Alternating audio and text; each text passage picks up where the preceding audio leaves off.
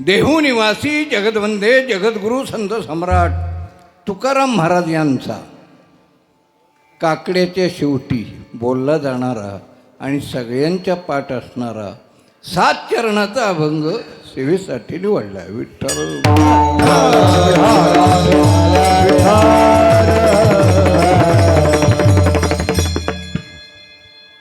पंढरीच्या देवरायाला दंडवत घालूया. पंढरीच्या देवराया दंडवत तुझी पाया, दंडवत तुझी पाया, दंडवत तुझी पाया. पंढरीच्या देवराया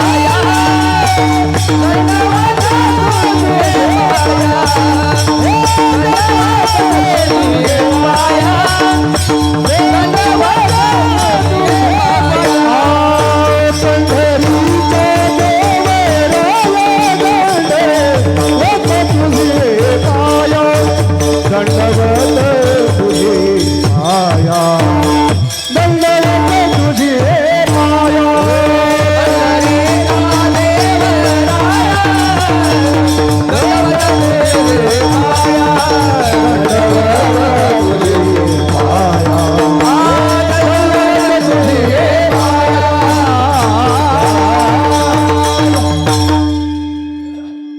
पंढरीच्या देवराया दंडवत तुझे पाया. माऊली ज्ञानेश्वर महाराज, जगद्गुरु तुकाराम महाराज, सकळ संत सद्गुरुनाथ यांचं दर्शन घेऊ. श्री गुरु चरणरज हे जणू काही एक सरोवर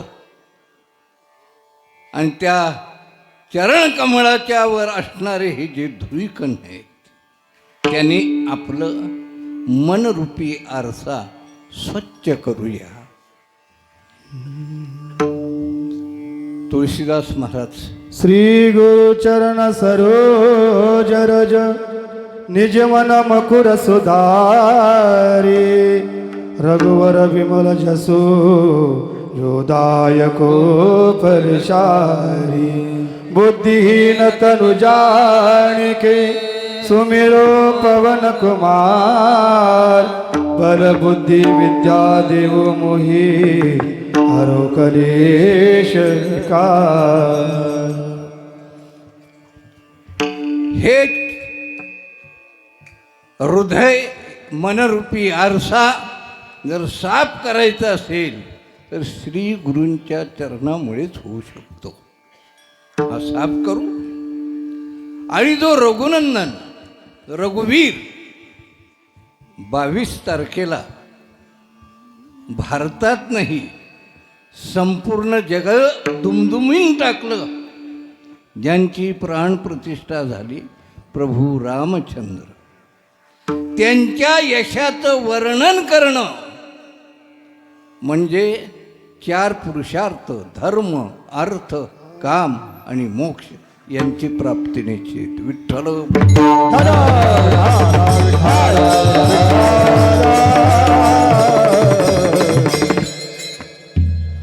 तसं जर आपण पाहिलं तर आपण बुद्धिहीन तनु, हे शरीर आपलं बुद्धिहीन आहे. मग हे बुद्धिहीन तनु जानके सुमरो पवन कुमार, पवन पुत्राचं हनुमंतरायांचं स्मरण करू. जी काही भक्तीची वाट आहे तुम्ही आम्हाला दाखवा. हे दुःख काय भक्तीचे त्या वाट. शरण शरण हनुमंता, शरण शरण हनुमंता, शरण शरण हनुमंता, शरण शरण हनुमंता, शरण शरण हनुमंता,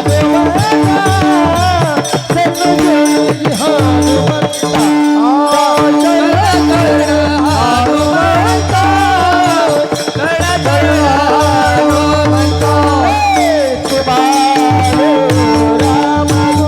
राम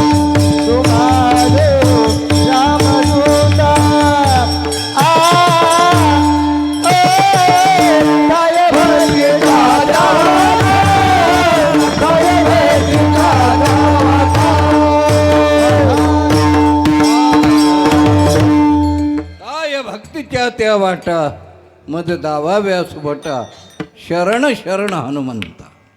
त्यांना शरण येऊ, भक्तीची वाट विचारू, सेवेला प्रारंभ करू. विठ्ठल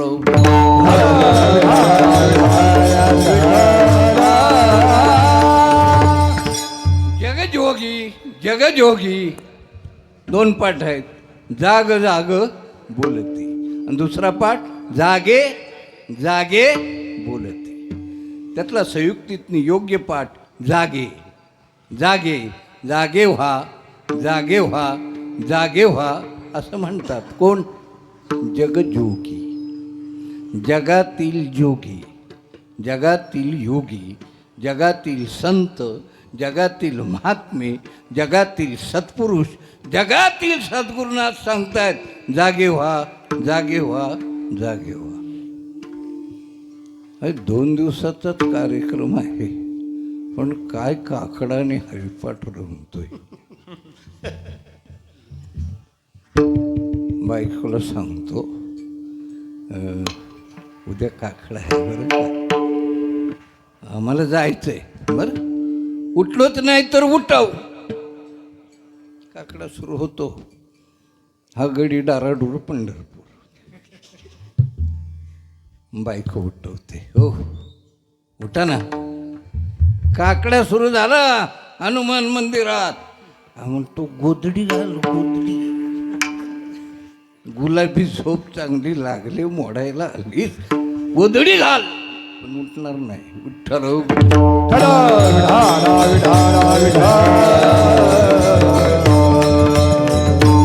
म्हणून संत सांगतात जागे व्हा जागे व्हा जागे व्हा.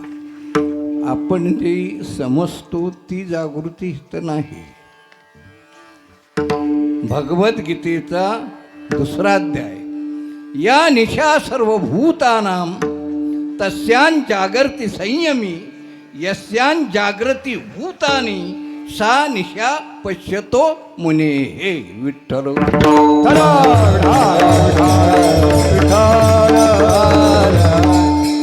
या निशा सर्वभूतानां सर्वभूतानां सर्व प्राणीमात्रांची या निशा जी रात्र तस्यां जागृती संयमी त्या रात्रीला जे संयमी महात्मे अनुभवी साक्षात्कारी सत्पुरुष आहेत ते जागे असतात. आणि जिथं सगळे लोक जागे असतात तिथं ते झोपलेले असतात. मग जागे आपण कुठं आहोत? रात्रंदिवस तिचं बरं पोटासाठी काय आटाआटी. त्या संसारात त्या प्रपंचात आपण जागे आहोत. तिथं संत महात्मे निद्रिस्त आहे. आणि संत कुठे जागे आहेत? जो परमार्थ, जो अध्यात्म, जो भगवंत, त्याच्या भक्तीत संत जागे आहेत. आणि तिथं आपण सगळे झोपलेले आहोत. विठ्ठल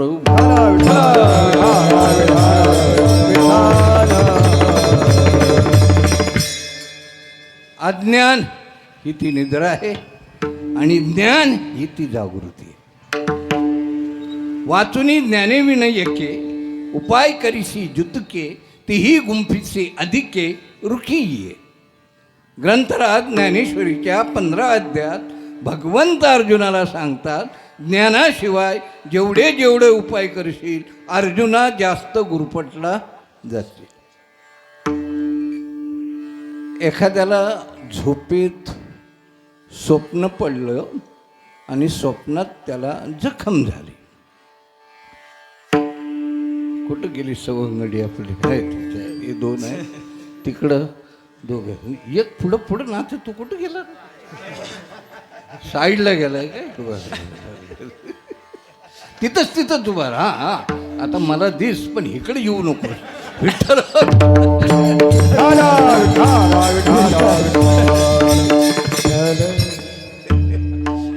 आता पुढंच येऊन उभा राहिला. याला उभं निवडणुकीला उभा करावा लागेल. त्याला मध्याकडे आपल्या विठ्ठल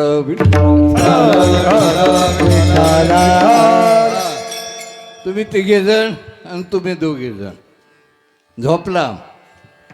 स्वप्न पडलं पडला आणि डोकं आपटलं दगडावर आणि काय मग आपल्या कोकणी भाषेत सांगतो खोक पडली. बरोबर ना? डोक्याला काय पडली? खोक पडली म्हणजे जखम झाली. मग कुठल्या हॉस्पिटलला न्यायचं त्याला? आजबा टाळला होता. असे उमेदवार जर पुढच्या निवडणुकीचे असले, पुढच्या पिढीचे हे तरुण, तर काय कमी पडणार? विठ्ठल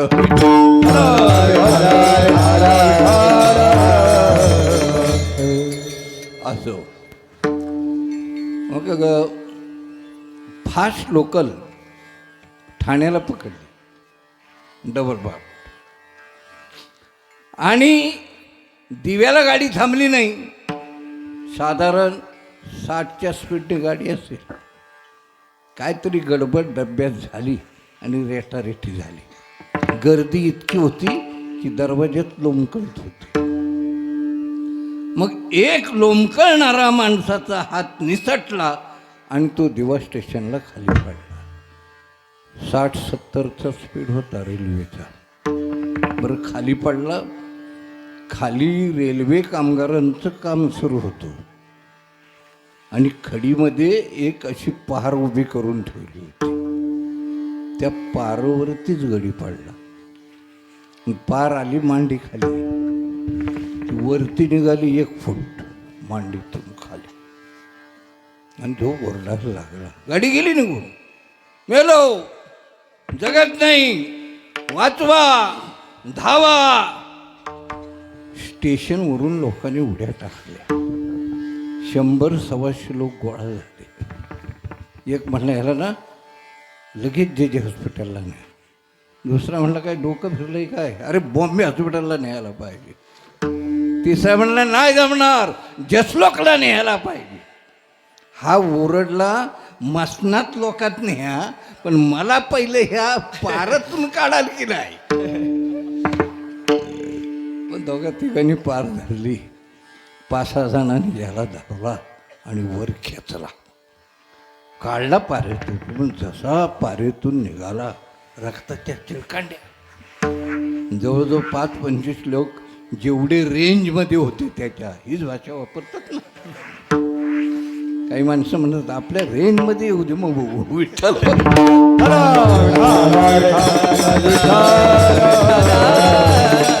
सगळे रक्ताने भरले आणि हा आपला ओरडतोय, मेलो, जगत नाही, वाचवा, धावा. हा कल्याणला झोपला होता. झोपत पडलं त्याला स्वप्न. स्वप्नात ठाण्याला गाडी धरली. लोंबकळतोय बाहेर स्वप्नात, गाडी चालल्या स्वप्नात, पडला स्वप्नात, पार स्वप्नातच घुसली मांडी. आरडाओरडा सगळा स्वप्नात, पण आवाज येतोय प्रत्यक्षात.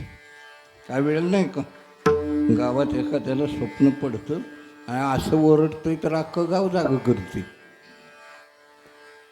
तसं त्याच्या ओरडण्याने कल्याणला त्याच्या शेजारी झोपलेली त्याची बायको जागी झाली, ती उठून बसली. तर हे आपलं किंचाळतंय, मेलो, जगत नाही, धावा. बायकोन 2 हातांनी धरला, त्याला हलवलं. ओ काय झालंय तुम्हाला मारायला? ते उठलं आणि बसलं. सापान पडलाय वाटत. काय पडलं? स्वप्नात घुसली. पहा आता कुठल्या जेला आणि जसलोकला आणि बॉम्बे हॉस्पिटलला न्यायला हवा. त्याला जाग केलं की तो बरा झाला. माऊली ज्ञानराजांनी 15व्याच अध्यायात ज्ञानेश्वरीचा हा दृष्टांत दिला. अगा स्वप्नीची या घाया, ओखत चेवोची धनंजया, तेवी अज्ञान मुळायया ज्ञानाची खड. स्वप्नामध्ये अगा स्वप्नीची या घाया, स्वप्नामध्ये घाया म्हणजे घाव. किती मोठा घाव झाला. ओखत औषध काय, चिवोची जागे होणे, तेवी अज्ञान मुळायया. तसं अज्ञान जाण्यासाठी जागच म्हणजे ज्ञानच हवं. ज्ञानरूपी जागृतीच हवी आणि हेच महात्म्य आपल्याला पहिल्या चरणात जग जोगी जग जोगी जग जोगी जग जोगी जग जोगी जग जोगी जग जोगी जग जोगी जग जोगी जग जोगी जग जोगी जग जोगी जग जोगी जग जोगी जग जोगी जग जोगी जग जोगी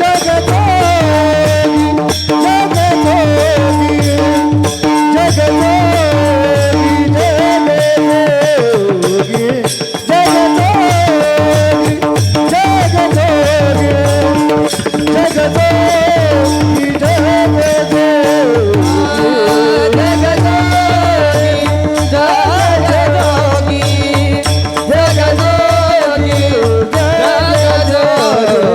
जोगी जागे जागे बोलती जागे जागे बोलती जग जोगी जग जोगी जग जोगी जग जोगी जग जोगी जग जोगी जग जोगी जग जोगी जागे जागे जागे जागे बोलते जग जोगी जग जोगी जग जोगी जग जोगी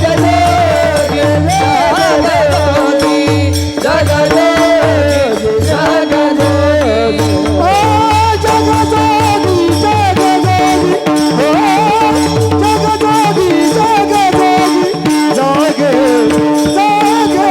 बोलती जग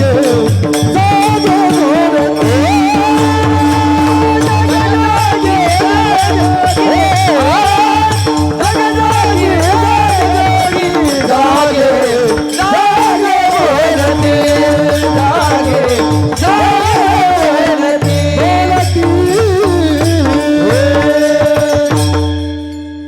जगजोगी जगजोगी जागे जागे बोलते जागे व्हा असे महात्मे सत्पुरुष आपल्याला सांगते. महाराजांच्या समोर एक माणूस आहे. ओ म्हणले महाराज कशाला आम्हाला जाग करताय? अहो देवच झोपलाय, आम्ही उठून काय करायचं? विठ्ठल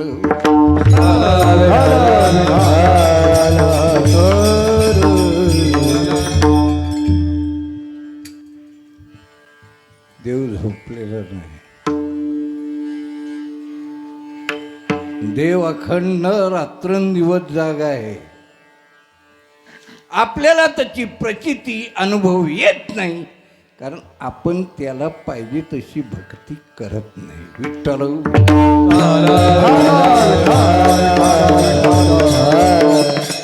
लोग कहते हैं भगवान आते नहीं, द्रौपदी की तरह हम बुलाते नहीं. लोग कहते हैं भगवान खाते नहीं, शबरी की तरह हम खिलाते नहीं. विठ्ठल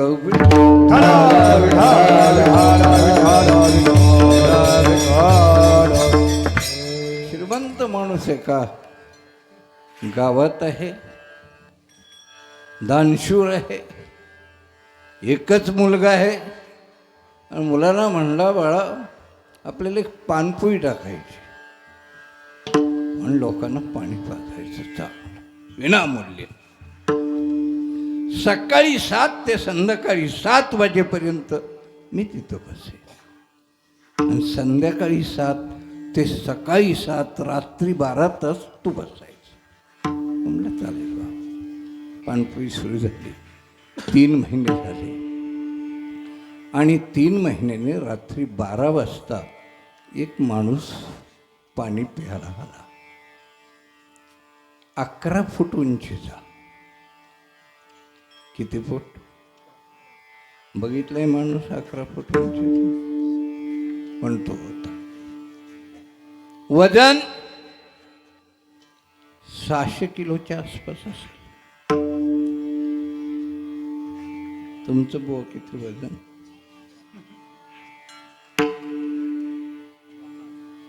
50. म्हणजे 10 पट्टीपेक्षा तुमच्या जास्त आहे गडी तो. बरं ढेरपोट्या नाही. पूर्वी दारासिंग कसा होता जेव्हा तारुण्यात होता, अशी शरीरी असते. पोटाला सगळ्या घड्या पडलेल्या, एकदम मजबूत घडी. पाणी त्याने एक तांब्या आणि एक प्याला. तो प्याला बाजूला ठेवला आणि तांब्या लावला होता. घटा घटा घटा घटा प्याला पाणी. तो मागायचा, हाती यायचा. 11 तांबे मोजून प्याला. निघून गेला. दुसऱ्या दिवशी रात्री 12 वाजता पुन्हा तोच प्रकार. 4-5 दिवस झाले आणि 5व्या दिवशी हा घरी गेल्यानंतर वडिलांना हा सगळा प्रकार सांगितला. असा प्रकार होतो. 5 दिवस झाले. अरे मग त्याला विचार ना, तू कोण आहेस, नाव काय तुमचं, गाव कोणतं, कुठं जायचं, काय काम आहे, इकडं कसं येणं होतं, चौकशी तर कर. म्हणला आज विचारेन. आणि त्या दिवशी तो वाट बघतच होता. बरोबर 12 वाजता आला. का हो म्हणले, पाणी बिणी पिऊन दिलं अगोदर. कोणतं गाव तुमचं आणि जायचंही कुठं, नाव काय आपलं? तो हसला. कशाला चौकशी करतो? नाही, जिज्ञासा आहे, उत्कंठ आहे. आमच्या वडिलांच्या जवळ चर्चा झाली. वडिलांनी मला सल्ला दिला, विचार. मग त्यांना मला सांगायला पाहिजे. सांगायलाच पाहिजे. हो म्हणजे विनंती आहे, प्रार्थना आहे. बरोबर, विनंती मी प्रार्थना करतोस तर सांगतो मी कोण आहे. मी काळ आहे. काळ माहित आहे? काळ माहित आहे? काय हो, काय म्हणताय?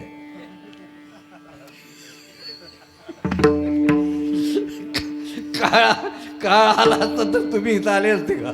विठ्ठल पण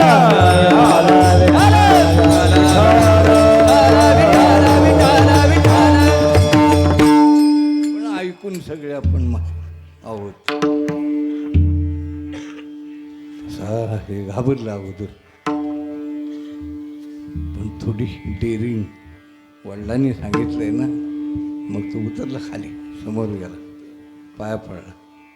तुम्ही जर काळ आहात तर तुम्हाला सगळंच कळतंय. मला कळतंय माझं मरण कधी आहे, कुठं आहे, कशाने आहे, किती वाजता, किती मिनिटांनी, कुठल्या दिवशी, जरा सांगा ना.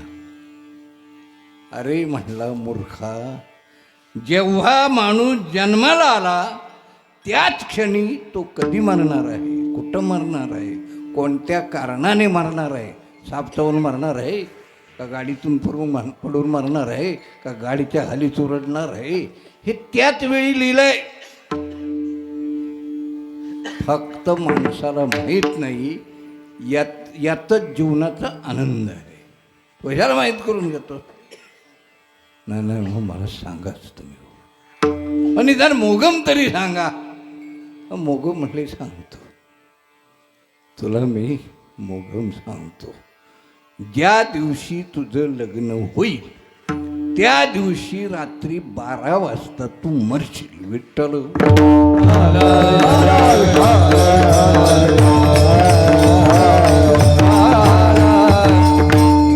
आता म्हणलं, हे कुठल्या तोंडाने बापाला जाऊन सांगू? त्याला कदाचित हार्ट अटॅक पण येईल.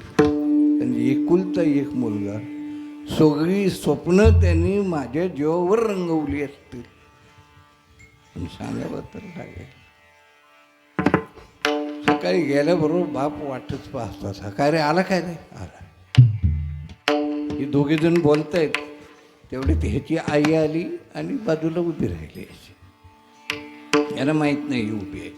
हे दोघं जण बोलतायत. याने घडलेली हकीकत सांगितली. त्याने मला सांगितलंय तुझं लग्न झालं की त्याच दिवशी रात्री 12 वाजता तू मरशील. त्याचा चेहरा बापाचा पांढरा फटफटीत झाला. पण आता नुसतं रडून तरी काय उपयोग आहे? म्हणजे बघ सगळं मातीत मिळालं. सांगू नकोस कोणाला, आणि मीही सांगणार नाही. कोणालाच सांगू नको. तेवढ्यात त्याचं लक्ष गेलं तर ह्याची बायको तिकडं होती. काय ग तू ऐकलंस काय? सगळं ऐकलं. पण सांगू नकोस कोणाला. नाही सांगणार, अजिबात नाही, बिलकुल नाही. ही सकाळी उठल्याबरोबर जी बाई भेटेल तिला तुला म्हणून सांगते, जीवा भावाची आहे. दुसऱ्या कोणाला सांगू नकोस. तिसरी भेटली की तिला हे वाक्य आहेस, तू जीवा भावाची आहेस, माझी मैत्रीण, तुला म्हणून सांगते, पण तू कोणाला सांगू नको. सगळ्या बिरवाडी बाजारपेठेत दौंडी देते, पण तुला म्हणून सांगते. विठ्ठल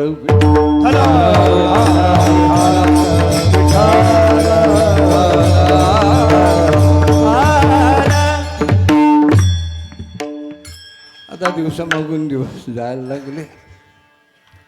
हा जन्माला आला मुलगा. त्याच्यानंतर 3 वर्षांनी एक मुलगी जन्माला आली शेजारच्या गावात. आणि तिचं पण ज्योतिष हेच होतं. तिचं लग्न होईल त्या दिवशी तिचा नवरा रात्री 12 वाजता मरल. विठ्ठल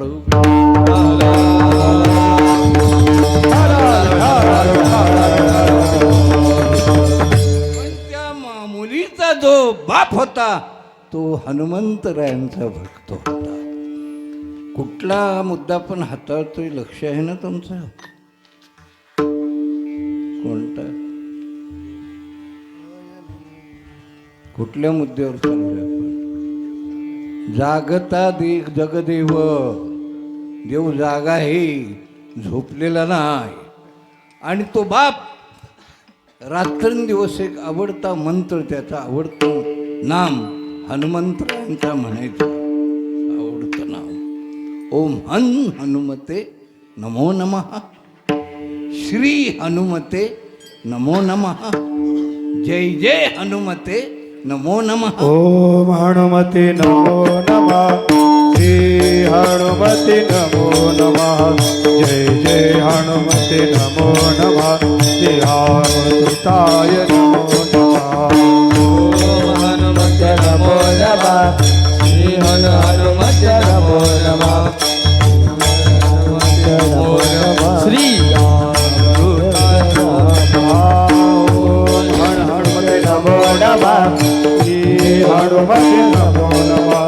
जय जय हनुमते नमो नमः. श्री रामदूताय नमो नमः. हनुमते नमो नमः. श्री हनुमते नमो नमः. जय जय हनुमते नमो नमः. श्री रामदूताय नमो नमः. ओम हनुमते नमो नमः. श्री रामदूताय नमो नमः. हनुमते नमो नमः. श्री रामदूताय नमो नमः. ओम हनुमते नमो नमः. श्री हनुमते नमो नमः. जय जय हनुमते नमो नमः. श्री रामदूताय नमो नमः. ओम हनुमते नमो नमः. श्री हनुमते नमो नमः. जय जय हनुमते नमो नमः. श्री रामदूताय नमो नमः. हनुमते नमो नमः. श्री हनुमते नमो नमः. जय जय हनुमते नमो नमः. श्री रामदूताय नमो नमः. तो अखंड म्हणायचा. आणि त्याचा परिणाम घरात आई वडील जशी वागत असतात ती बघून पोरं वागत असतात. बाप जर रोज पिऊन येत असेल आणि येताना 80 फुटी रस्ता जरी पुरत नसला त्याला, इकडून ह्या टोकावरून त्या टोकावरून त्या टोकावरून, बाप घरातून गेला की पोरग कप घेत रिकामं. आई रात्री बाबा कसे चालत होते की पिऊन ॲक्शन करून दाखवतो इकडं. म्हणजे आई वडील जे करतात तशी मुलं अनुकरण करत असतात. विठ्ठल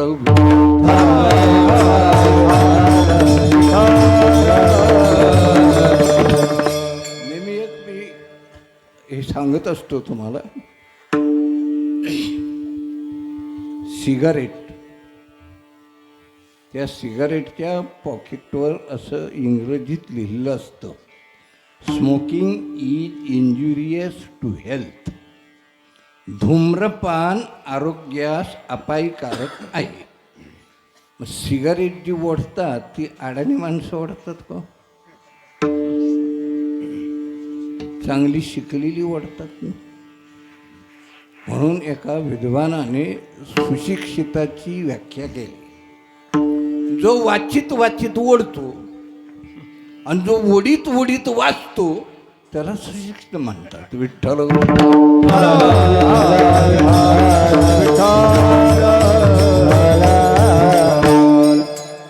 बाप जर सिगारेटचे झुरके मारत असेल, पोरग मोठं झालं, ग्रॅज्युएट डबल ग्रॅज्युएट झालं आणि बापाच्या समोर जर उभं राहिलं आणि म्हणालं, डॅडी करंट प्लीज, काय कळतंय का? बाप सिगारेट ओढतोय आणि मुलाच्या तोंडात सिगारेट आहे ती पेटलेली नाही, मग ती बापाच्या सिगारेट जवळ नेतोय आणि काय सांगतोय, करंट प्लीज, तुझ्या सिगारेटचा करंट माझ्या सिगारेटला इकडे येऊ दे. पोराचं काही चुकलं काय? गाढवा तुला अक्कल नाही ना. विठ्ठल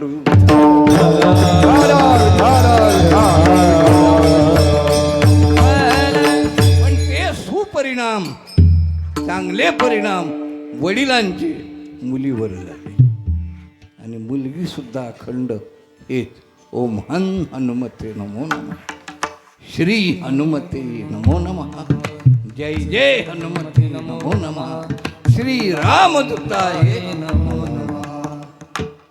तिला गोडी लागली ती हनुमंतरायांच्या भक्तीची. बापाने तिला सांगितलंय, बघ तू भजन कर, पूजा कर, पण लांबून. हनुमंतरायांच्या फोटोला तू हात लावायचा नाही, कारण जगातल्या सगळ्या महिलांना हनुमंतरायाने सांगितले की मला कोणी स्पर्श करायचा नाही, कारण मी ब्रह्मचारी आहे. मला स्पर्श फक्त माझी आई अंजनी माता करेल, बाकी कुठल्याही जगातल्या स्त्रीने मला स्पर्श करायचा नाही. मंदिरात गेल्यावर सुद्धा बायांनी हनुमंतरायाचं दर्शन लांबून घ्यायचं. विठ्ठल अखंड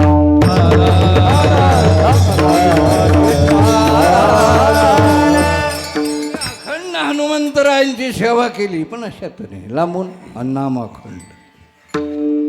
आता ही सगळीकडे दौंडी गेली, तिच्या बापाच्या कानावर पण गेली. टिंब टिंब ठिकाणी मुलगा जन्माला आलाय आणि त्याचं भविष्य असं आहे, लग्न झालं की रात्री 12 वाजता तो मरणार. माझ्या मुलीचंही भविष्य तेच आहे. तोपर्यंत ही मुलगी 22 वर्षाची झाली आणि तो 3 वर्षांनी मोठा, म्हणजे किती वर्षाचा झाला? 22 ने 3 25 वर्ष. आणि त्या मुलीचा बाप त्याच्याकडे गेला, हे बघ हे माझ्या मुलीचंही भविष्य असंच आहे आणि तुझ्या मुलीचं भविष्य, मुलाचं भविष्य तेच आहे. माझी इच्छा आहे मुलीचं लग्न करावं, कधीतरी मरण येणार आहे ना, मुलीचं लग्न करू आणि तुझ्या मुलाचं लग्न, दोघांचं एकत्र लग्न मोठ्या थाटामाटात होकार झाला, लग्न पार पडलं. पण तिथली पद्धत अशी होती की लग्न झालं की त्या दिवशी रात्री 12 वाजता, म्हणजे 5 वाजता स्वयंपाकाला सुरुवात करायची त्या मुलीने. तिला जे बनवता येईल ते पंचपक्वांना बनवायचे आणि रात्री 12 वाजता नेऊन नवऱ्याला ते जेवण खायला घालायचं. ही पद्धत त्यांच्या समाजाची. त्याप्रमाणे तिने ते सगळं बनवलं. स्वयंपाक यांचे 2 बंगले होते, मध्ये रस्ता होता आणि ह्या बंगल्यात ही स्वयंपाक बनवत होती आणि नवरा त्या बंगल्यात. मग तो स्वयंपाक 12 वाजता सगळे 2 डबे 4-4 कप्प्याचे, इकडे या आता 4 कप्प्याचा डब्बा, इकडे ह्या म्हणजे 8 कप्पे वेगवेगळ्या पदार्थाने भरलेले आणि निघाले. रोडवर आली तर रोडच्या साईडला तिला भजनाचा आवाज आला आणि भजन करत एक म्हातारा बसला होता आणि भजन श्री राम प्रभूंचा करत होता. श्रीराम जय राम जय जय राम, श्रीराम जय राम जय जय राम, श्रीराम जय राम जय जय राम, श्रीराम जय राम जय जय राम, श्रीराम जय राम जय जय राम, श्रीराम जय राम जय जय राम, श्रीराम जय राम जय जय राम, श्रीराम जय राम जय जय राम, श्रीराम जय राम जय जय राम, श्रीराम जय राम जय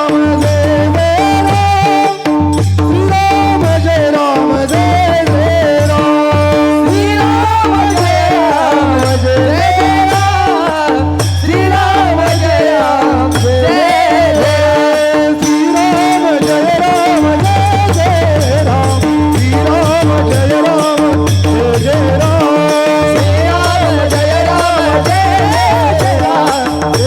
राम, श्रीराम जय राम जय जय राम, श्रीराम जय राम जय जय राम, श्रीराम जय राम जय जय राम, श्रीराम जय राम जय जय राम, श्रीराम जय राम जय जय राम, श्रीराम जय राम जय जय राम, श्रीराम जय राम जय जय राम, श्रीराम जय राम जय जय राम, श्रीराम जय राम जय जय राम, श्रीराम जय राम जय जय राम, श्रीराम जय राम जय जय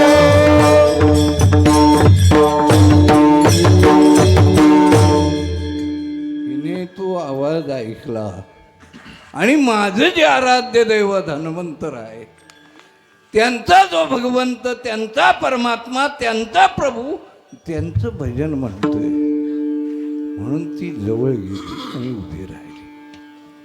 भजन त्याचं रंगलं होतं आणि हिचं भजन पण जिथं सुरू झालं, ओम हनुमते श्री हनुमते.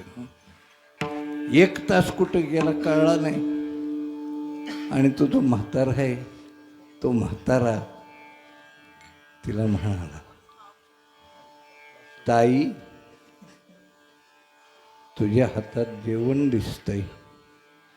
ती म्हणली हो. मग मी 3 दिवसाचा उपाशी आहे, मला दे ना ते जेवण. त्याची मागणी हिने फेटाळली नाही, खाली बसली. हिचं भजन चालूच आहे, त्याचंही भजन चालूच आहे आणि हिने जेवण वाढायला सुरुवात केली. त्याने खायला सुरुवात केली. खायला सुरुवात केल्यानंतर भजन बंद झालं. मनात चालू होतं पण वरती आवाज येत नव्हता. तो खात होता. आता त्याने ते सगळे डबे खास केले. 8चे 8 डबे एकशीत कसलं ठेवलं नाही.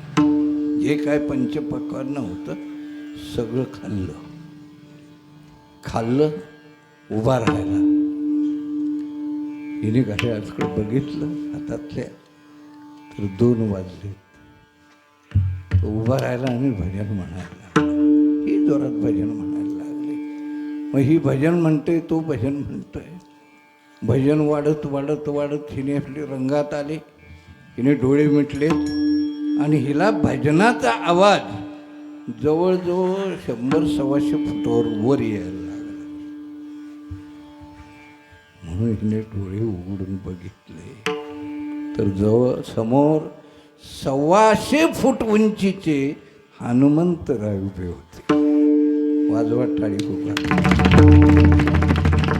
दोन्ही डोळ्यातून अश्रूंच्या धारा सुरू झाल्या आणि ही विनंती करायला लागली, सर्व दुःखांचा नायनाट करणारा हनुमंत राया हे दुःख भंजन हे दुःख भंजन मारुतनंदन हे दुःख भंजन मारुतनंदन सुनलो मेरी पुकार पवन सुत विनती बारंबार पवन सुत विनती बारंबार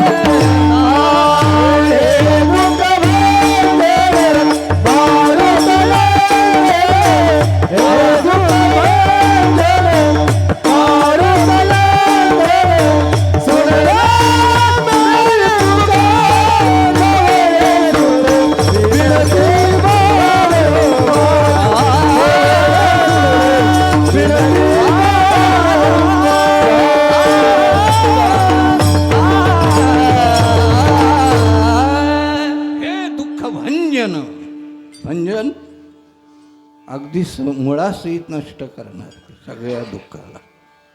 मारुत नंदन मारुत मारुती नंदन नाही. मारुती नंदन जर म्हणलं ते साप चुकलं. मारुती नंदन म्हणजे मारुतीचा पुत्र आणि मारुत नंदन मारुत म्हणजे वायू वायुपुत्रा. मारुत नंदन सुनलो मेरी पुकार माझा आवाज ऐका. ह्या भवसागरात ह्या भवनदीत मी बुडत आहे. मला तारून पलीकडे न्या. हे हनुमंतराया हे बजरंगबली कृपा करा कृपा करा. हनुमंत कृपा करा बजरंग कृपा करा हनुमंत कृपा करा बजरंग कृपा करा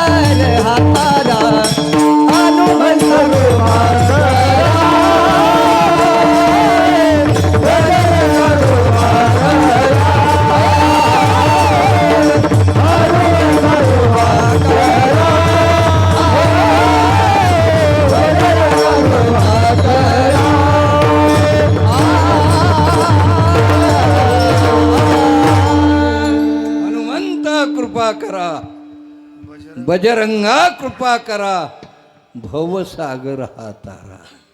या संसार समुद्रामध्ये आता मी बुडणार.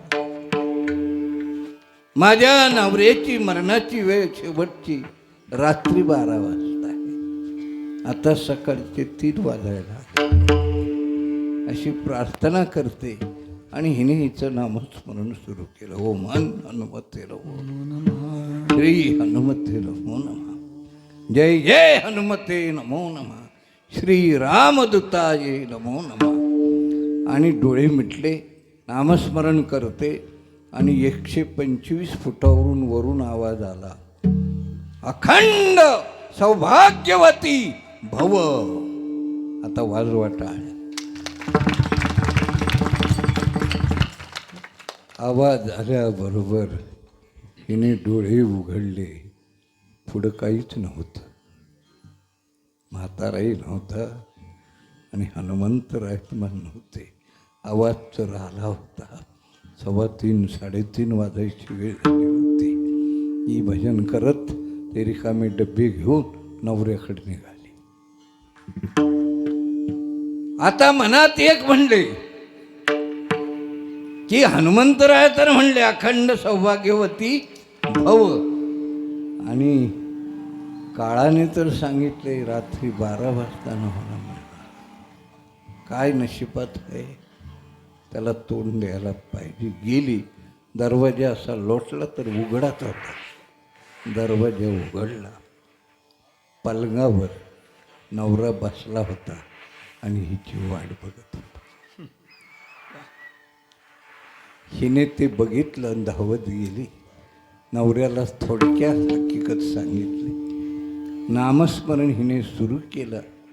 तोही ओक्साबोक्सी रडायला लागला, ही रडायला लागली आणि नामस्मरणला तो पण लागला. म्हणून देव जागता आहे, ही श्रद्धा, हा भाव ठेवा अंतःकरणात. हेच अभंगाचं पुढचं.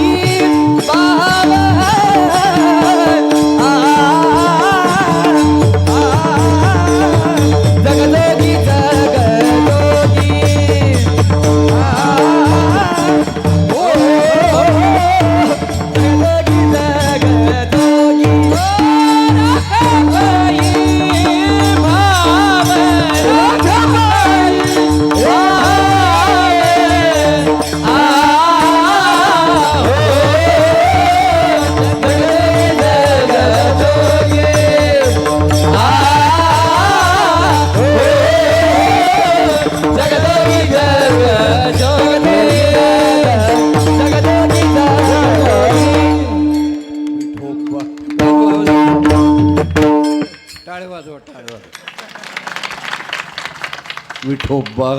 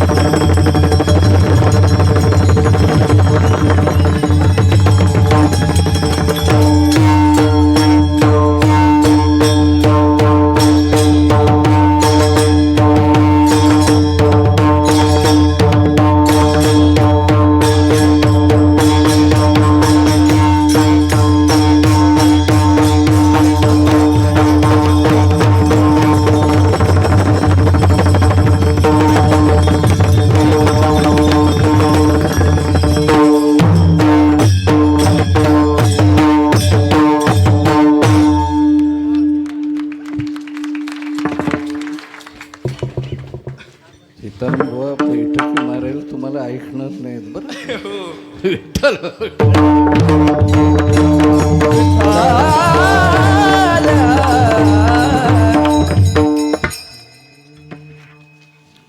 जागता जगदेव राखा काही भाव. देव जागता है, तो अखंड जागा आहे असा भाव, अशी श्रद्धा, असा विश्वास ठेवा. असा विश्वास ज्याच्या अंतःकरणात आहे तो पाप करेल का?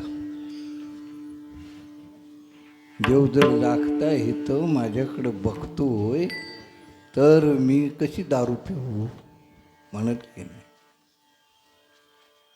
एखाद्याला खड्ड्यात टाकण्यासाठी खड्डा खोदत असेल, देव जर जागा आहे तर हा खड्डा खोदताना देव बघतोय ना, मग कसा मी खड्डा खोदू?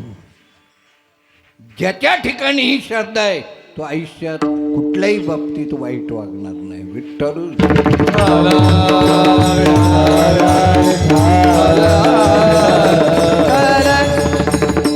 समोरच्या माणसाने विचारलं, देव जर जागता आहे तर हाय कुठं आणि आपण त्याच्यासाठी काय करायचं आहे?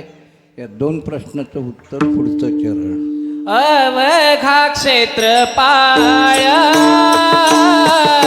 अवघा क्षेत्रपाळ, अवघा क्षेत्रपाळ, अवघा क्षेत्रपाळ, अवघा क्षेत्रपाळ, अवघा क्षेत्रपाळ,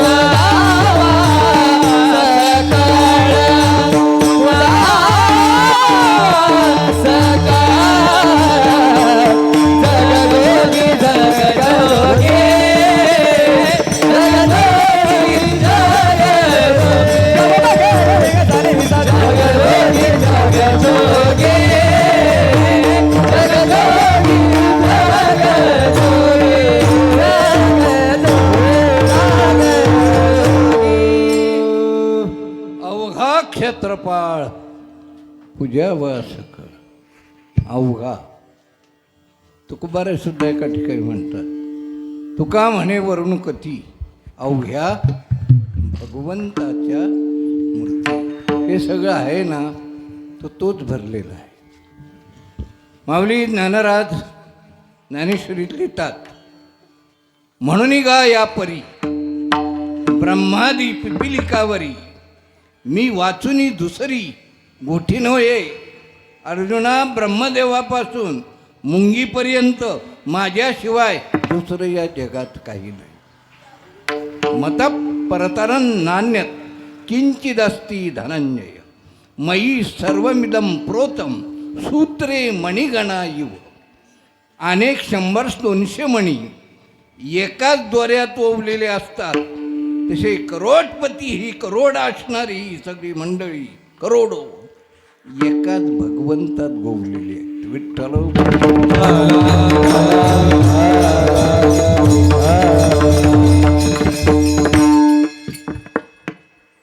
बी एच्या स्पेशल इंग्लिशला एक हक्सलीची कविता होती. इंग्लिश कवी हक्सले. त्याचं भाषांतर असं आहे, moon reflects itself wherever there is shoot of water and all the moons in the water are embraced in the one moon. पाऊस पडला आणि या पृथ्वीवर असंख्य डबकी पाण्याची साचली. असंख्य म्हणजे किती? करोड.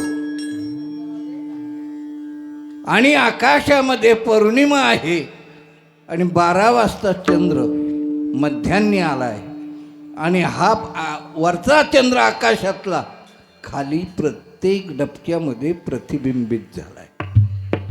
आणि ह्या जमिनीवरचे करोडो चंद्र त्या एकाच चंद्रात सामावलेले आहेत. तशी ही करोडो रुपये माणसं ही एकाच त्या भगवंताची रूपं आहेत. म्हणून अवघा क्षेत्र पाळ विठ्ठल.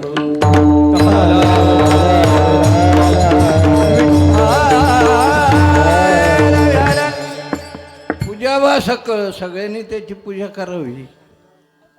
उठल्यावर स्नान झालं की देवपूजा करावी. करताना तुम्ही सगळे करता. सांगू का हात वर करायला? सकाळी उठल्यावर स्नान झालं, आंघोळ झालं की पूजा करणाऱ्यांना हात वर करायला सांगू? हो नका नका, हो हो बुवा, घाई करू नका, इज्जत घालवाल आपली. विठ्ठल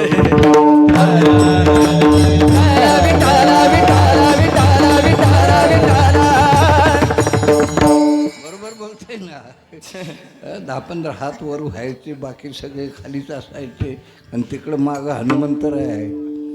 चुकीचा हात वर झाला तर रात्री देईल कांजरट. विठ्ठल विठ्ठल.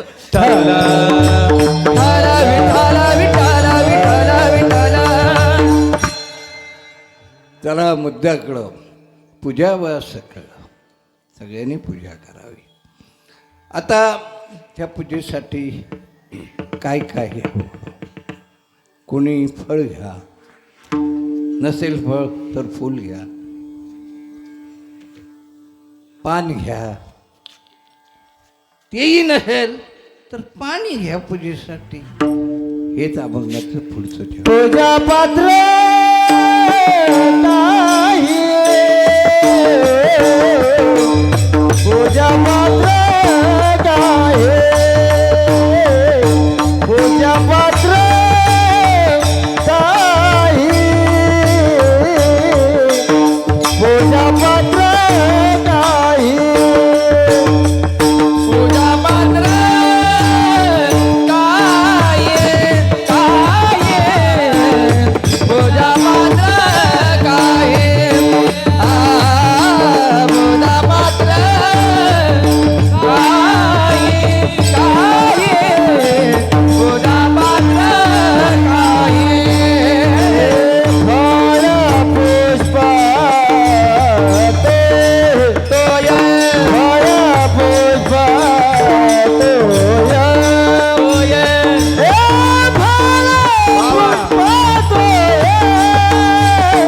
जगजोगी जगजोगी जगजोगी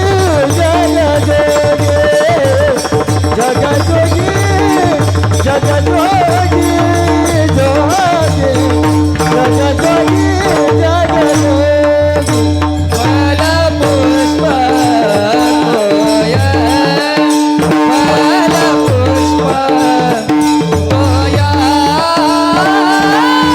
फल पुष्प तोय जगदोगे जगदोगे दोगे जगदोगे जगदोगे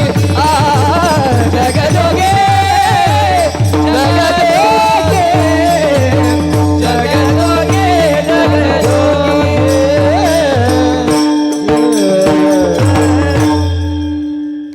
पूजा पत्र काही. पूजेला काय? पत्र म्हणजे पान घ्या. जर असेल किंवा 2 पैसे असेल तर पूजेसाठी फल घ्या. पुष्प घ्या, फुलं आणा, काहीच नसेल तर तोय पाणी तर घेऊ शकताय ना. विठ्ठल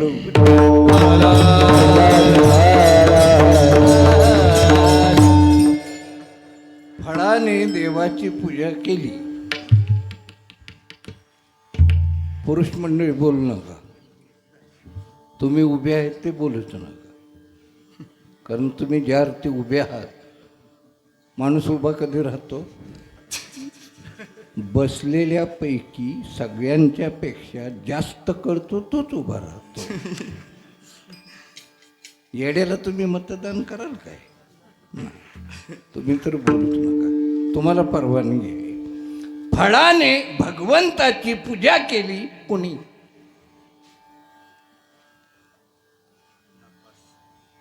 जमतंय का?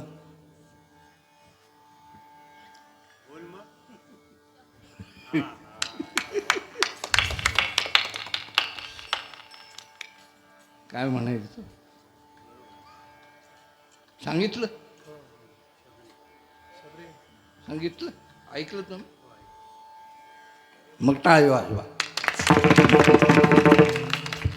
शबरी कोणी पूजा केली? शबरी. पण शबरीचा इतिहास जर ऐकला ना, तिचं लग्न ठरलं, लग्न फिक्स झालं, लग्नाचा दिवस आला, तयारी पूर्ण झाली आणि रात्री 12 वाजता तिला 1 नंबरला जायचं होतं. तिचा राजा, तिचा बाप भिल्लांचा राजा, आणि ही बाहेर निघाली तर अंगणामध्ये 12 बकरी बांधली होती. किती बकरी? 12, 1 डझन. कशाला? कशाला सांगायला हवं? अहो काही लोक म्हणतात, अहो लग्नाला गेलो पण तिथं हेच नव्हतं. काय मजा आहे काय विठ्ठल.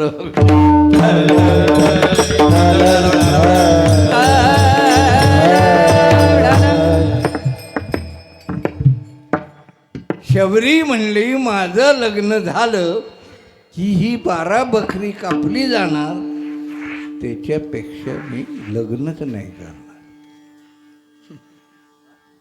आणि शबरी तिथून निघाली रात्री 12 वाजता एकटी. चालत चालत चालत पहाटे 4 वाजता मातंग ऋषींच्या आश्रमात गेली. विठ्ठल.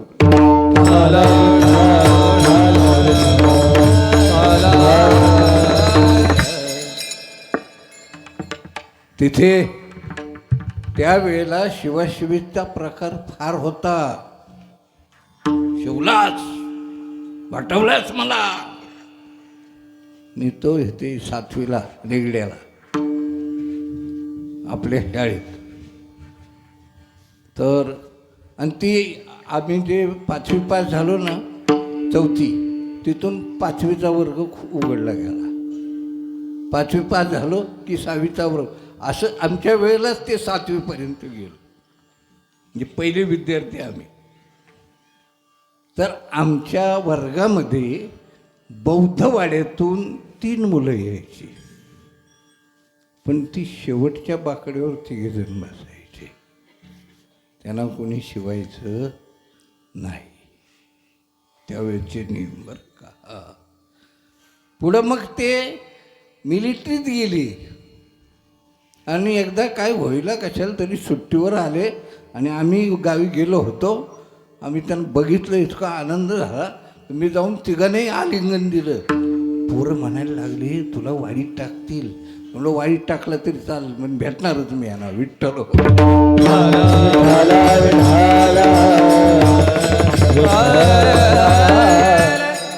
त्यामध्ये शिवाशिवी हा प्रकार फार होता.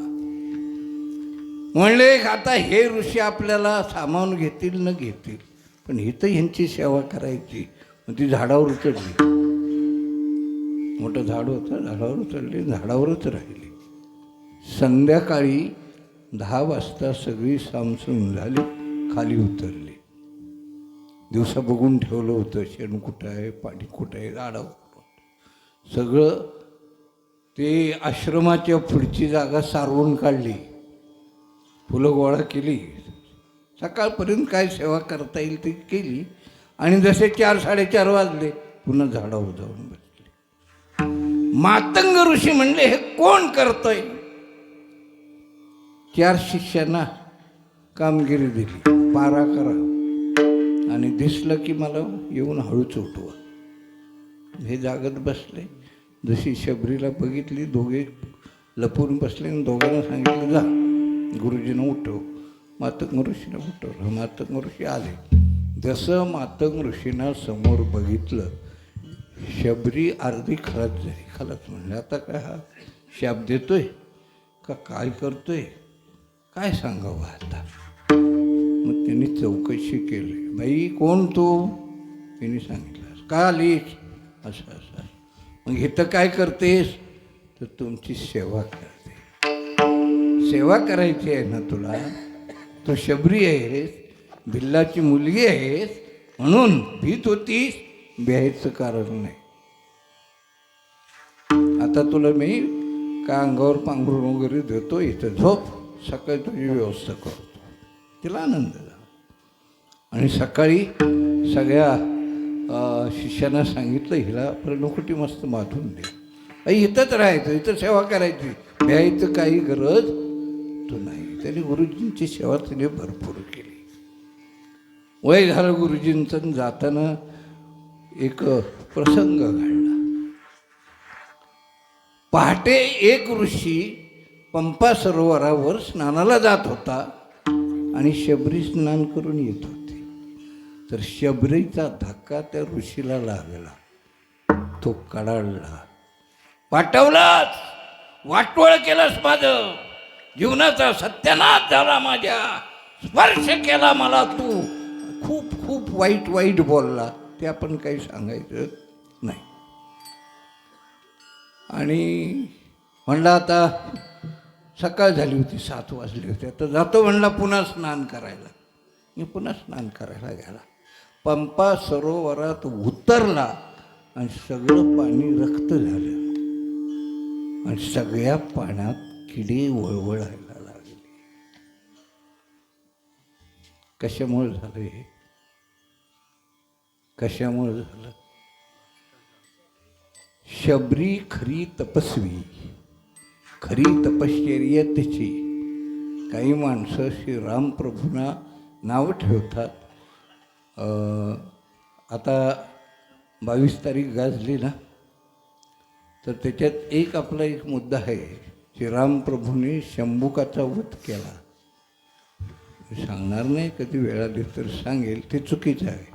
शंभुकाचा वध रामप्रभूने केला नाही. आणि सीतामातेचा त्याग सुद्धा श्रीरामप्रभूने केला नाही. विठ्ठल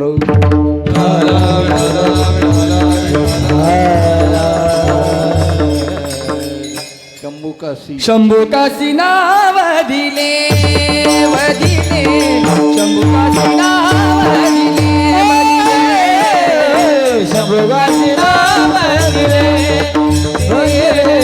शंभुकासी नाव दिले. नाही सीतेची त्यागिले,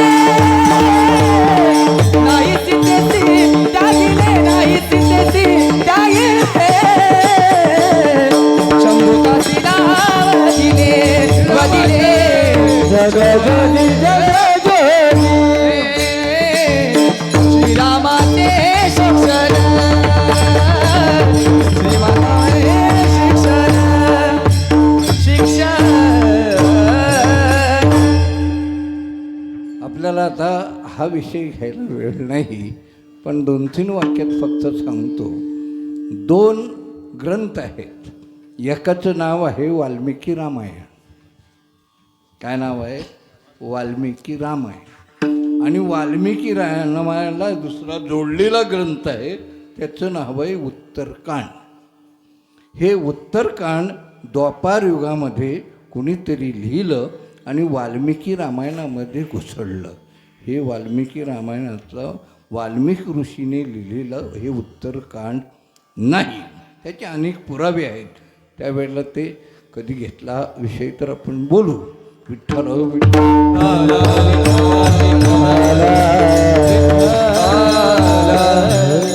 एकच सांगतो, एक विद्वान बुद्धिमान अभ्यासू व्यक्ती आहे, त्याला हे दोन्ही ग्रंथ वाचायला सांगा. वाल्मिकी रामायण वाच आणि हे उत्तरकांड वाच आणि त्याला म्हणा तुझा अभिप्राय दे. म्हणजे सरळ उत्तर तुम्हाला पाहिजे तर तो लगेच सांगेल कुठे इंद्राचा ऐरावत आणि कुठे श्याम भट्टाची तट्टाणी. विठ्ठल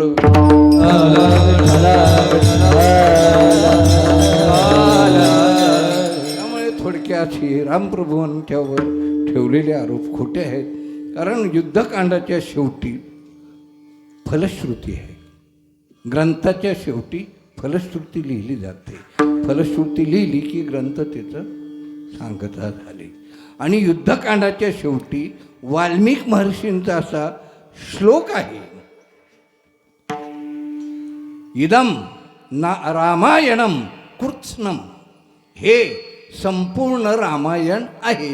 येनम इतिहासम. आणि हा इतिहास आहे, या कपोल कल्पित गोष्टी नाहीत. विठ्ठल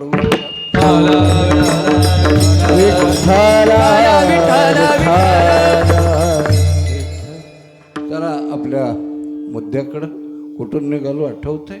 शबरी. आणि मग शबरीलाची तपश्चर्या रामप्रभूंना मान्य आहे. वाल्मिक ऋषींची वाल्या कोळी एका ठोक्यात एक माणूस खलास. त्या वाल्मिक ऋषींची तपश्चर्या कोळी असून सुद्धा ती रामप्रभूंना मान्य आहे. आणि शंभुकाची तपश्चर्या मान्य नाही काय? जातीयवादाचा जोखड गायत घातलेला कोणीतरी आहे आणि त्याने ही कलाकृती सोडून रामायणात घातले. विठ्ठल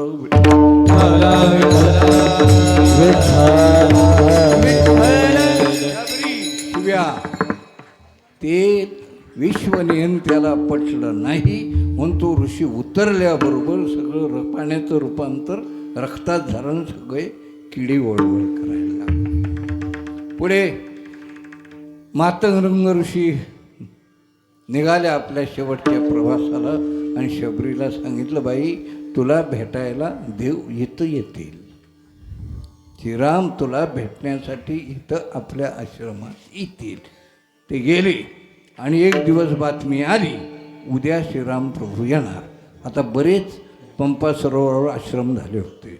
कोण मठाधिपती होते, कोणी आचार्य होते, कोणी शास्त्री होते, कोणाचे 50 शिष्य होते, कोणाचे 200 शिष्य होते. आणि मग ते प्रत्येक म्हणायचा की रामप्रभू माझ्याकडेच येतील, रामप्रभू माझ्याकडेच येतील.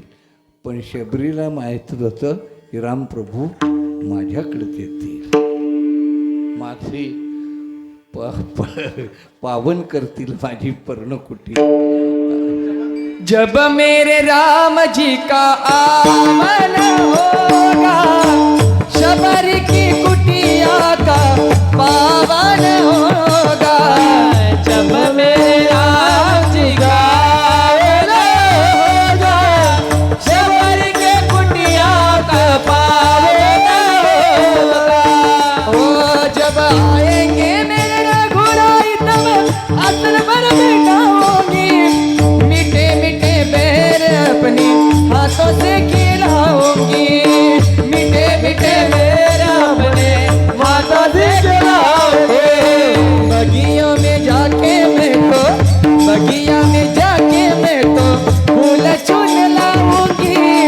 जब तेरा पावन होगा, जब मेरे राम जी का होगा, शबरी पे दुनिया का पावन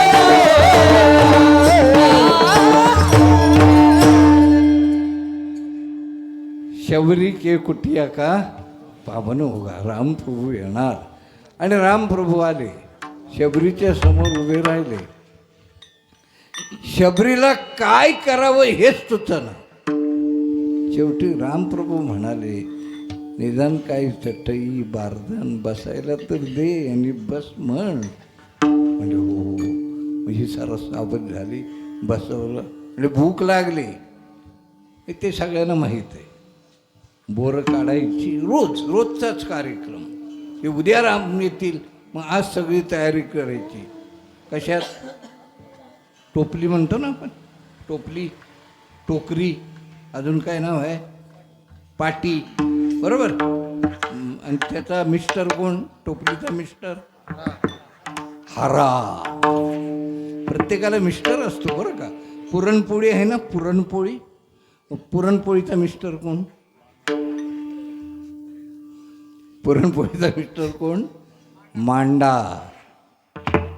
कुठं ऐकलंय का मांडा? और माऊलीच्या पाठीवर नाही का भाजले मांडे, तोच मांडा. पण तो मांडा केवढा असतो? पुरणपोळी एवढी असते, मांडा एवढा असतो. तो असा हातावर घालतात नागपूर साईडला. जर असा दुधात टाकला ना तो मांडा, असा सगळे दूधभर म्हणजे मिक्स होऊन जातो, इतका मऊ मऊ असतो. काही बायासुद्धा पुरणपोळ्या इतक्या खास बनवतात ना, दुधात टाकलं की सगळं दुधात लगेच मिक्स. काही बाया इतक्या सुंदर पुरणपोळी बनवतात, तर जेवायला बसल्यावर कुऱ्हाडी घ्यावी लागते.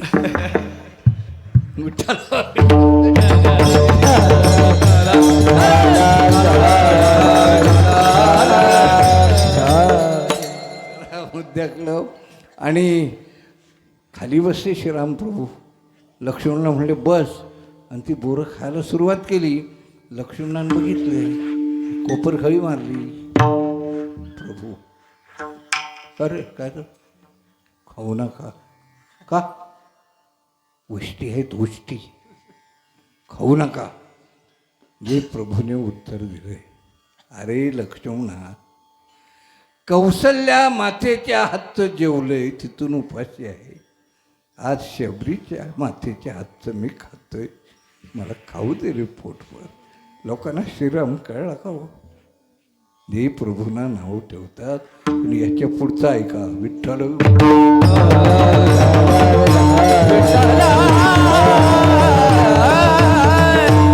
तोपर्यंत सगळे ऋषी मुनी गोळा झाले शबरीच्या पर्णकुटीच्या भोवती. आणि श्रीराम प्रभू बसलेले आहे. एक ऋषी उभा राहिला, म्हणला प्रभू, आम्हाला प्यायला पाणी राहिलं नाही, पंपा सरोवर खराब झालंय, सगळं पाण्याचं रूपांतर रक्तात झालंय, किडी वळवळ करताय, तेवढं काय करा ना. श्रीराम प्रभू म्हणलो, त्याचे म्हणाले कारण सांगू का ते व्यवस्थित करून देऊ? म्हणजे कारण काय सांगू नका. नाही म्हणले माझ्यासमोरच आहे कारण. पण तो ऋषी समोरच बसला होता. कोण? शबरीला ज्यांनी शिव्या दिल्या होत्या ना, तो. त्याच्या लक्षात आलं, जर आपलं नाव सांगितलं तर सगळे जोड्याने हाणतील आपल्याला. मग तो उठला, घालीन लोटांगण वंदींच्या, कालीन लोटांगण वंदीन करमे, डोळ्यान पाहिन रूप तुझे. प्रेमे अलीकड आनंद भूषण, तायो आईन म्हणे नमा. घालीन लोटांगण वंदीने. उठला आणि श्रीराम प्रभूने येऊन लोटांगण घातलं. प्रभूंनी विषय मिटवला. म्हणले ठीक आहे, मग आता मी सांगतो ते करा. तुमच्याकडं काटवट आहे का? काटवट? वेलखोऱ्यातल्या महिलांना विचारतोय. काटवट आहे का? आता काटवट डिसमिस झाले आणि परात आले, बरोबर का?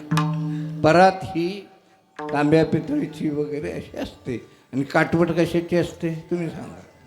कशाची असते? लाकडाची. काटवट म्हणजे लाकडाची परात. आणली काही मंडळी, ठेवा. एका हंड्यात पाणी आणा, तांबे आणा, पाट आणा, चौरंग आणा. मग चौरंगावर 2 महिलांना सांगितलं श्रीराम प्रभूने, हिला धरा, शबरीला 2 बाजूने, ही थकली, वय झालं हिचं, आणि त्या चौरंगावर बसवा. तिच्या पायाखाली काटवट ठेवा. पहिला पाठ ठेवा, त्याच्यावर तिचे पाय ठेवा, आणि पायाच्या खाली ती काठवट ठेवा. एकाने सगळ्यात मोठा अधिकारी कोण, मोठा आश्रम कोणाचा आहे, जिथं जास्त शिष्य आहेत तर टिंबर बसते, तिथं 200, 250, 250 शिष्य त्यांचे आहेत. मग त्या मठाधिपतीने पहिले या, त्यांना पहिला मान. आणि शबरीच्या पायावर थोडं पाणी टाकायचं, धुवायचं. सगळ्यांना शबरीच्या पायावर पाणी टाकायला लावलं आणि सांगितलं ऋषीना, 5-6 जण जा, आता हे पाणी पंपा सरोवरात टाका. ते काटवटीतलं पाणी पंपा सरोवरात ओतल्याबरोबर 1-2 मिनिटात पंपा सरोवर शुद्ध पाणी झालं. रक्त सगळं कुठं गेलं गायब झालं, समजलं नाही आणि एक किडा राहिला नाही. हे श्रीराम प्रभू जे मूर्ख लोक प्रभूंना नावं ठेवतात त्यांना कळे.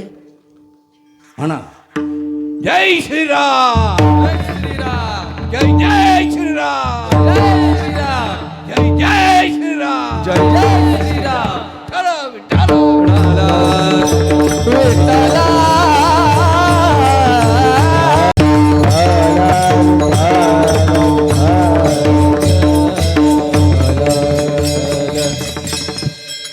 पुष्कळ दिवसाने फिरत फिरत इथं आलो आहोत. 11 किती वाजलेत? 11 आता दोन्ही 11 लांब यायला लागल्या की समजायचे 11 आणि ते करा, ते करतात आणि वाजतात पण 11. विठ्ठल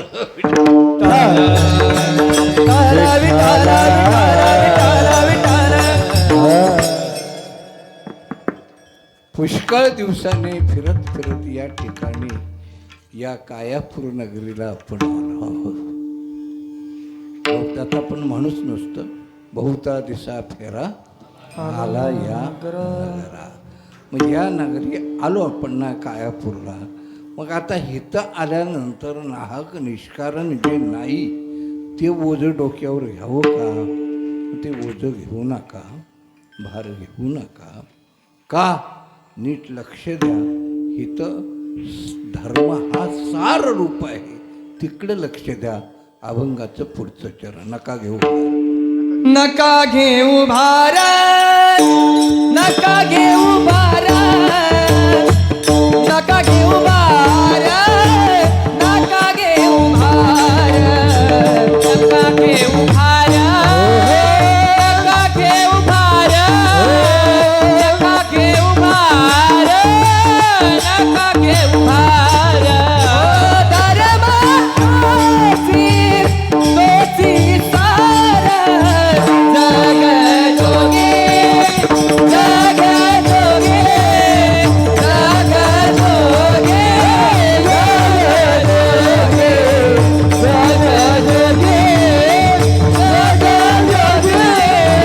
जग जोगे, जग जोगे,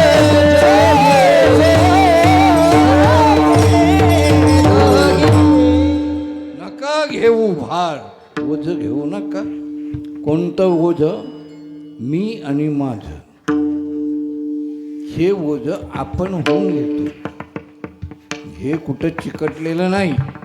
संन्यासाची व्याख्या करत असताना माऊलीने मी माझ्या ऐशी आठवण, विसरले दयाचे अंतःकरण, पार्था तो संन्यासी जाण निरंतर. मी आणि माझं विसरलं पाहिजे, पण आपण ते चिकटवून घेतो. आता तुम्ही सगळे बसलेले आहात. तुम्हाला काही जण म्हणतात की आम्ही ना मायेत फसलोय, जखडलोय, पकडलंय मायेने. अरे कोणी? बायको, पोरं, अमुक तमुक, बैल, गुरं, ढोरं. तुम्हाला आता बसलेली इथे आहात, कुणाच्या बाईला नेऊन तुम्हाला धरलंय काय? बरं तुमच्या बायकून तरी धरलंय काय तुम्हाला? कोण नाही. पण मुक्त होता परी, बळे झाला बद्ध, घेऊन या छंद माझे माझे, माझे माझे म्हणून आपण बंधनात पडलोय ना, तर आपल्याला कोणी धरलेलं नाही. विठ्ठल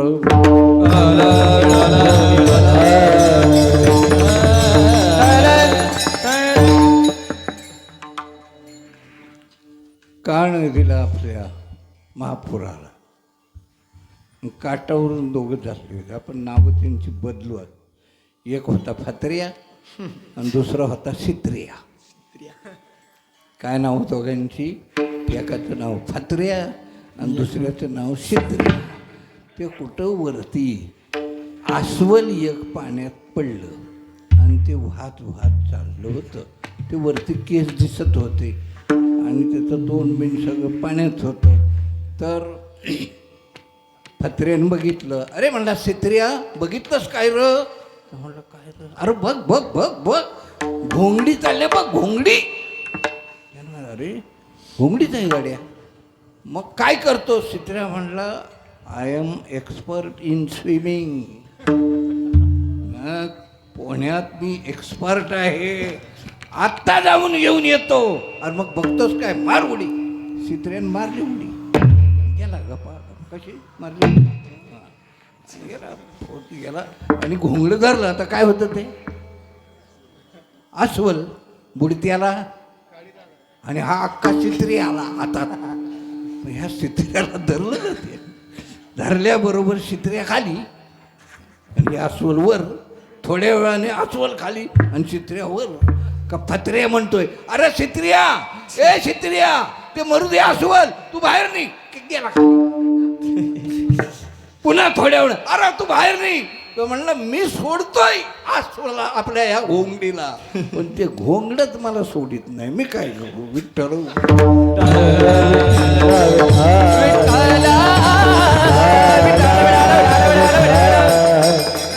घेऊ भार हे ओझ घेऊ नका डोक्यावर. का धर्म तोचीचा. या सगळ्या जगात जर मोठा असेल तो धर्म. आणि या संपूर्ण जगात धर्म जर असेल तर एकच धर्म आहे आणि त्या धर्माचं नाव आहे हिंदू धर्म. वाजवा टाळ्या भिताय काय? कुठलाही धर्म तुम्ही बघा त्याचे संस्थापक आहे. कोणीतरी त्यांची स्थापना केलेली आहे. त्याला पंथ म्हणतात, धर्म नाही तो. पण हा आपला जो धर्म आहे हा सनातन धर्म, याची स्थापना फक्त विश्वनियंत्याने केली. आणि म्हणून स्वामी विवेकानंदांनी छाती ठोकपणे अमेरिकेत सांगितलं माझा हिंदू धर्म सर्वश्रेष्ठ आहे. याचं कारण तो कोणाची निंदा करीत नाही. विठ्ठल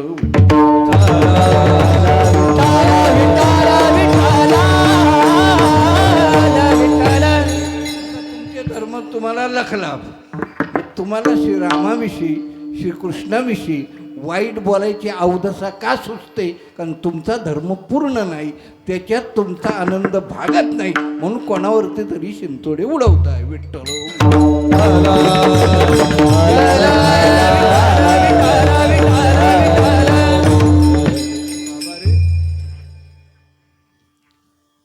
तू धर्म सोड, तुझा धर्म सोड आणि माझ्या धर्मात ये. माझी पोरगी तुला देईन, हिंदुस्थानचं राज्य तुला देईन, तू धर्म सोड. काय इतिहास आठवतोय हे? कोणाला सांगितलं हे? छत्रपती. त्यांच्या नावाचा जय जयकार करा जरा थोडा.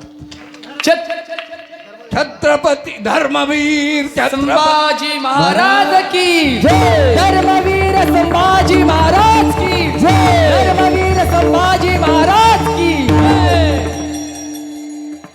म्हणला जमणार नाही, मी माझा धर्म सोडणार नाही. तुझे हाल करीन.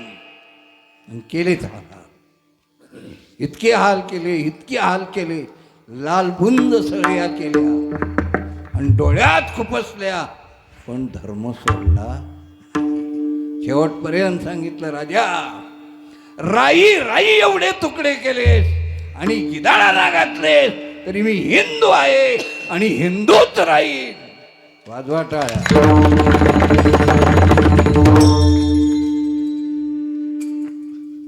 का धर्म तोची सार. विठ्ठल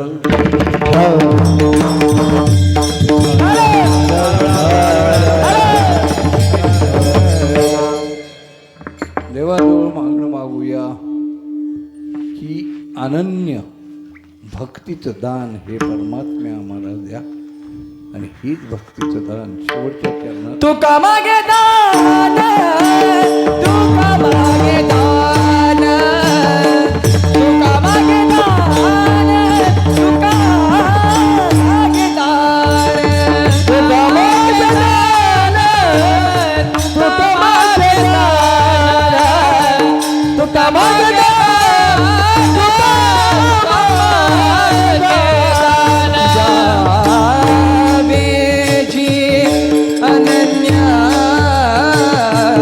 जावे जियन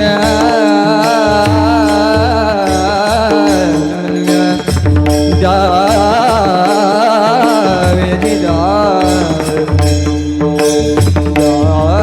जावे जियान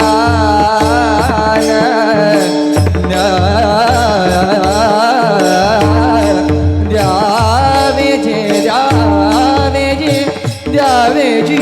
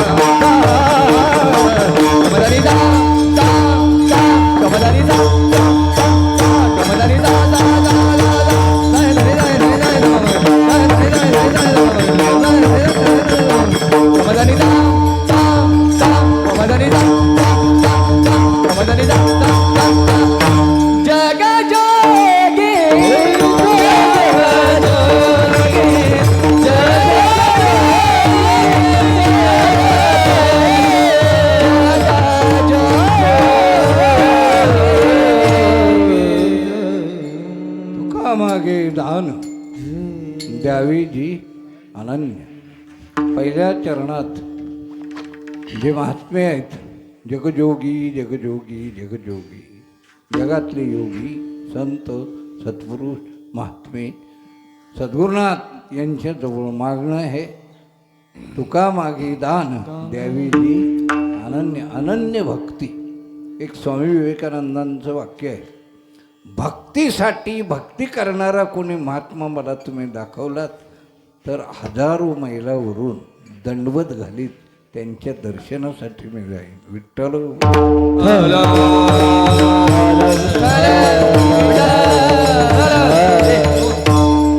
ही अनन्य भक्तीचं दान मागितलेलं आहे. शिवा ज्ञानेश्वर